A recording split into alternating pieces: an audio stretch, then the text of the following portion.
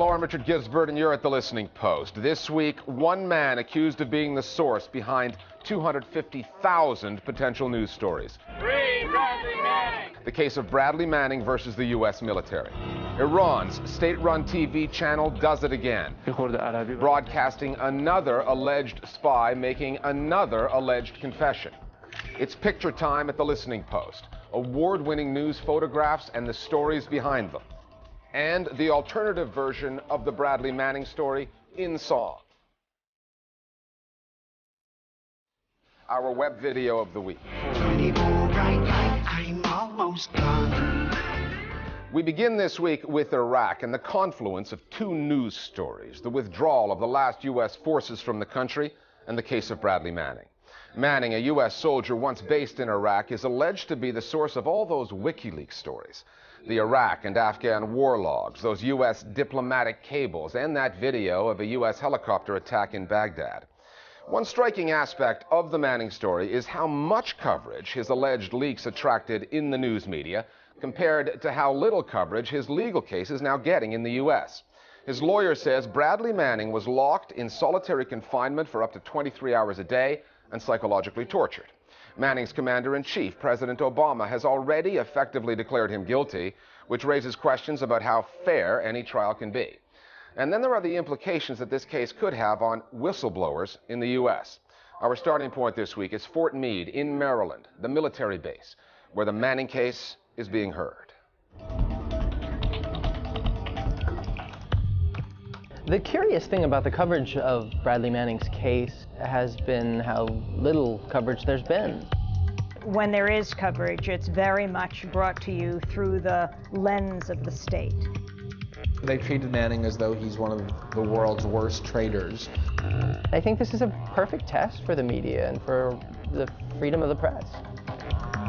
If the Bradley Manning case is a test for the U.S. media, it is one they are failing, and have been failing ever since Manning's lawyers first revealed the conditions of his imprisonment.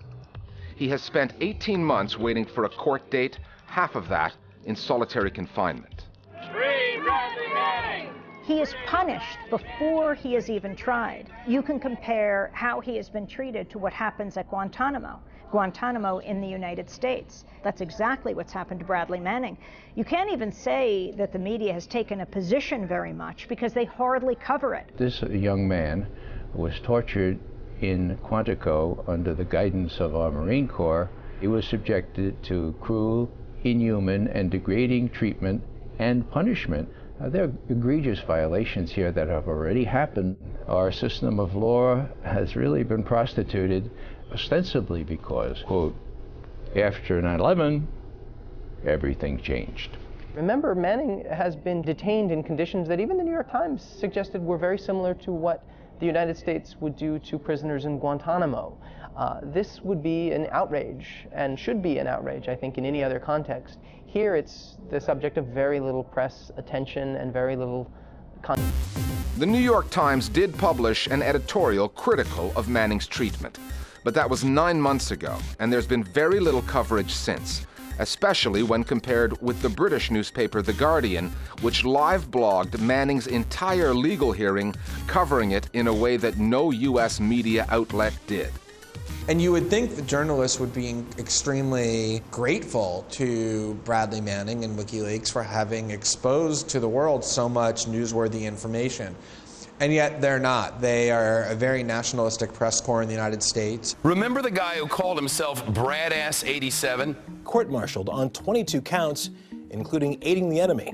They are trying to turn it all back on the Army. The coverage has been extremely unsympathetic for the last 18 months, including into this hearing. The investigation into Private Manning's alleged leaking of tens of thousands of top-secret documents has led one member of Congress to say he'd support capital punishment of Private Manning. Manning is a classic case of a whistleblower. The problem in this case is that the secrets that he reveals are very critical and very damaging to U.S. interests. So champions of the First Amendment have said Manning is a hero for exposing these secrets. Is there a way to quantify the importance of this case in terms of our ability to know what our government is doing in our name? Media outlets that are a little bit closer to the government and I think feel more of a kinship with political elites have a very different view. And I think this is coming across loud and clear.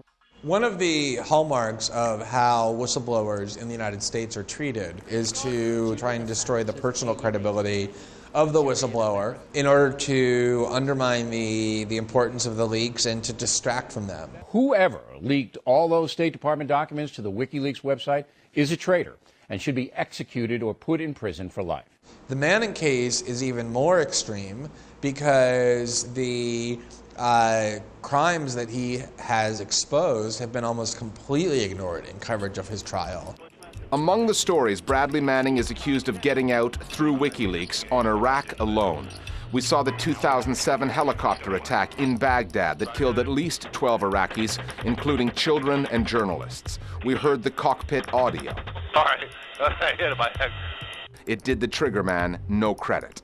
We learned that 15,000 more Iraqi civilians had been killed than the U.S. government had admitted to, and that U.S. authorities had failed to investigate hundreds of reports of abuse, rape, torture, and murder involving coalition forces. And those Americans celebrating their troops pulling out of Iraq, who should they thank for that? President Obama or Bradley Manning? Why is the U.S. pulling out now? Why is President Obama pulling out now? Because Iraq refused to grant U.S. soldiers immunity who remained in Iraq. And why is that? Well, I think it can very much be credited to WikiLeaks. WikiLeaks, which exposed what U.S. soldiers were doing. The Obama administration wanted to leave troops in Iraq past the 2011 deadline, but was willing to do so only if the Maliki government agreed to extend legal immunity to U.S. troops on Iraqi soil. The Maliki government, by all accounts, wanted to give that legal immunity, but was prevented from doing so in large part by disclosures of diplomatic cables that described an extremely horrific incident in 2006. And it was all over the news in Iraq, and that prevented the Maliki government from extending the legal immunity to the U.S. troops. That was a condition to leaving the troops there. So there was incredible amounts of good that these disclosures brought about beyond even just informing the world about what took place. And yet all of that has been entirely ignored virtually by the establishment American media when they've bothered to cover the Manning hearing at all. Part of the reason for that is this. The battlefield consequences of the release of these documents are potentially severe and dangerous. When the first of the war logs came out via WikiLeaks and later attributed to Manning, then U.S. Defense Secretary Gates told a congressional committee that by revealing the names of Afghans collaborating with coalition forces, lives were put at risk. That got plenty of coverage. The news that followed did not. Carl Levin, to his credit, the chair of that committee, said, well, Mr. Gates, please give me a memo on that. The memo comes 6 weeks later. It says, well, contrary to our worst fears, there really hasn't been any damage. Nobody's been arrested or killed or even spat upon as far as we can tell. There ain't no evidence that anyone was hurt because of this, except the war effort. Bradley Manning deserves a medal, not lifetime in prison. That a government is prosecuting a whistleblower is not really news. It's what governments do, and not just in the United States. What is newsworthy is that the same news outlets in the U.S. that feasted on Bradley Manning's alleged leaks to sell papers, boost ratings, and perhaps even help end an unpopular war are now giving this story such scant coverage.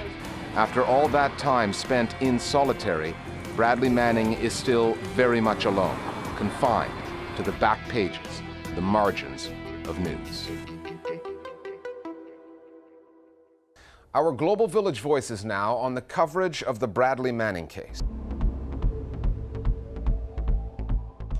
A soldier has the duty to disobey illegal orders under any and every circumstance. Private Bradley Manning honorably upheld this principle, yet he is not being portrayed as the hero that he is. American media, for its part, is largely to blame. American media insists acting as a tabloid and investigating irrelevant, insignificant details like Bradley Manning's sexual orientation. The big media powerhouses have largely ignored some critically important questions.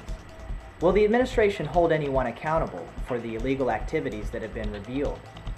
What does the extreme abuse of Manning's civil liberties and human rights mean for the rest of us?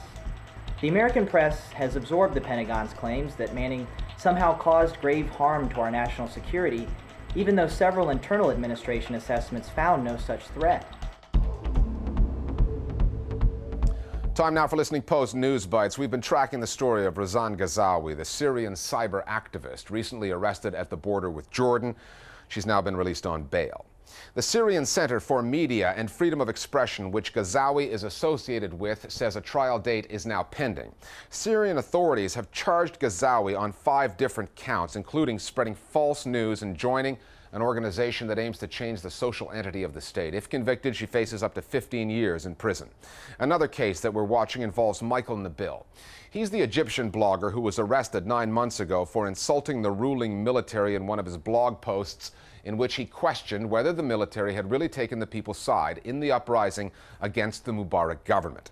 He's had his original 3-year sentence reduced down to 2 years, but the press freedom group Reporters Without Borders said this of the reduced jail time: "We are appalled by this sentence, which is an insult to the spirit of the Egyptian revolution." The government of Hungary has had its attempt to enforce a controversial new media law stymied, at least partially, by the country's constitutional court. The law created a new authority to monitor and impose fines on the media if coverage was seen to violate public interest, public morals, and order. The court has since removed the Media Council's right to scrutinize content and also deleted a section of the law that limited protection of news sources for stories that serve the public interest. When the law was first implemented in January, Prime Minister Viktor Orban and his center-right government were accused of stifling freedom of expression in Hungary, and critics said the law was not wholly dissimilar to media restrictions during the communist era. This whole mess has overshadowed what was supposed to be Hungary's moment in the sun at the European Union. It held the EU's rotating presidency this past year, but spent a lot of time defending its record on media freedom after criticism from fellow EU members. Iran's state television network has done it again, broadcasting what it calls a confession by a captured U.S. spy.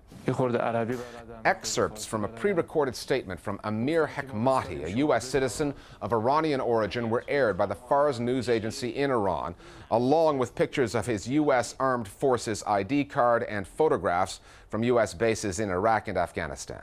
In his declaration, Hekmati explained how he was recruited and said that he was on a mission to infiltrate the intelligence ministry in Iran and to provide it with false information about the U.S. Iran's English-language news channel, Press TV, landed in trouble recently in the UK for airing this type of confession. An Iranian-Canadian journalist, Maziar Bahari, complained to the UK's broadcast regulator that his confession was forced. Press TV was fined £100,000 for that episode, which breached the terms of its license to broadcast in the United Kingdom. The reaction to the death of North Korea's leader Kim Jong-il has made for some interesting viewing on Pyongyang's state-run broadcaster. International audiences were captivated by wholesale and very public displays of grief by North Koreans. But not everyone was convinced. They called the images part of a campaign to build support for Kim's successor. One woman who's likely to remain in her job is North Korea's best-known news anchor Ri Chun-hee. Either she could not hide her grief or thought it was wise not to. We've seen this woman's emotions on display before in happier times. Back in 2006, she was downright giddy while reporting that North Korea had conducted a successful underground nuclear test.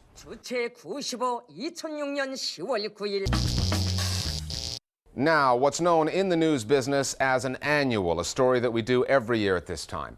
The World Press Photo Awards celebrate the best in still news photography. It's a great competition, even if it does seem to be a bit behind the curve. These awards are actually for the year 2010, but with more than 100,000 submissions, you can forgive the judges for taking some time to get through them. The winning entry had some disturbing aspects to it because of what the picture showed, the story that it told, and the way that the image was used, politically, some said, by an American news magazine. The Listening Post's Nick Muirhead caught up with the exhibition as it swung through London. The biggest news stories of 2010, one image at a time. The earthquake in Haiti. The floods in Pakistan. The protests in Thailand. Organizers estimate that more than 2 million people come to see the exhibition as it travels the globe. What I really like about this exhibition is the wide variety in, first of all, in content. You have huge news events. At the same time, you have very intimate stories that are maybe more appealing in a different way. So sometimes you see aerial shots from the oil spill in the Gulf. You kind of start thinking, okay, what am I looking at? What is this? And sometimes you see other approaches which are very provocative. Like this year's winning photograph. Provocative, not just in what it showed, but how it was used. South African photographer Jody Bieber, on assignment for Time magazine, photographed Bibi Aisha, a young Afghani girl who said her nose and ears had been cut off by members of the Taliban as retribution for running away from an abusive marriage. What I did very spontaneously, I asked through my translator if it was possible for a minute for her not to think about what happened to her and to think about her inner power and beauty. And that's when I took the photograph. But there was much more than that, because I thought to myself, as a photojournalist and as someone who's bringing my own opinion into my photograph, I was at conflict. I thought they wanted to see a picture like asking her to move her hair away because her ears were also cut off. This was the punishment. And usually, I think often in the media, we portray people that something has happened to as victims rather than survivors. Time magazine ran the picture of Aisha on its front cover. The caption read, "What happens if we leave Afghanistan?" No question mark. The magazine made a statement. Some said it portrayed a political, pro-war agenda. The cover caused quite a stir. It was just such a poignant photograph that, regardless of its history or how it was used in the press, it was just the fact that it was such a strong image was going to raise so much concern and so many questions. An academic, a woman academic, sitting in a university in the UK, said I objectified Aisha by showing her as beautiful. Then you had a rabbi in a synagogue somewhere in the world saying this is how all Muslims are. And so if you look at it, everyone used it for their own political motivation.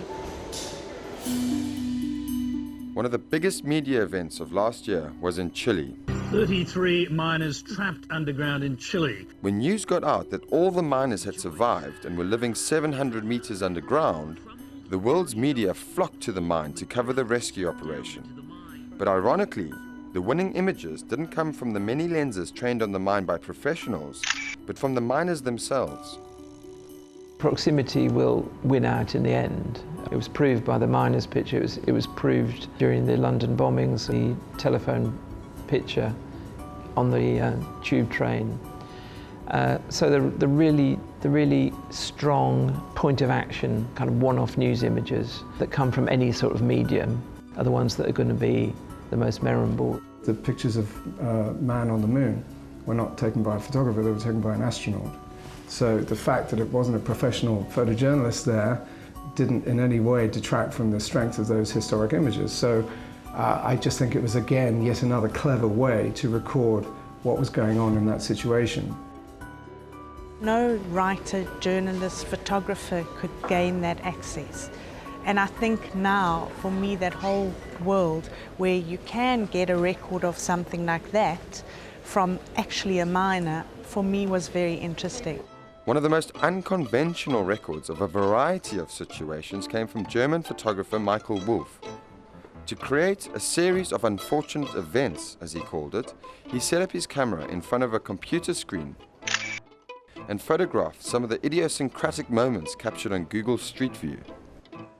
I personally don't think a picture of a screen really has got a place in the world press. You know, I think it's slightly unfair to all those other guys who are kind of risking their lives and limbs out in war zones and in really difficult places. I'm perfectly fine with that, because for me this exhibition is really about awareness. It's really about inspiring people to really understand the world around us through the highest quality of photography.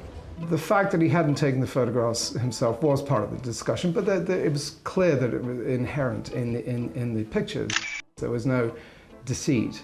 It was seeing photography being used in a different way, recording events The fact that he hadn't recorded them but had researched them, I think just takes it into another area of photography.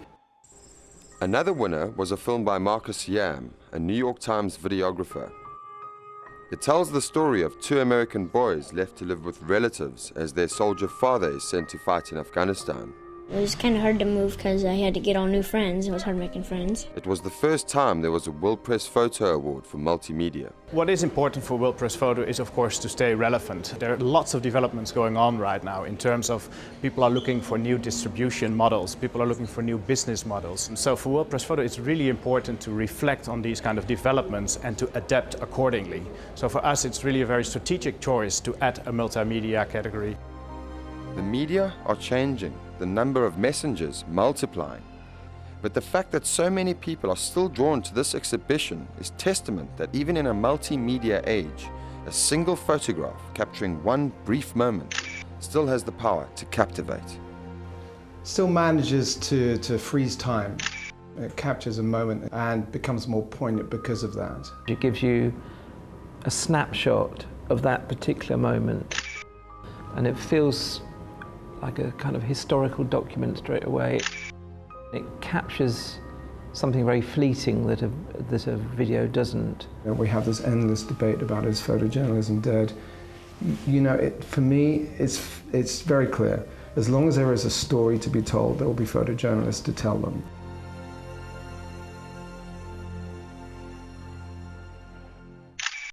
More Global Village Voices now on still photography and its enduring appeal.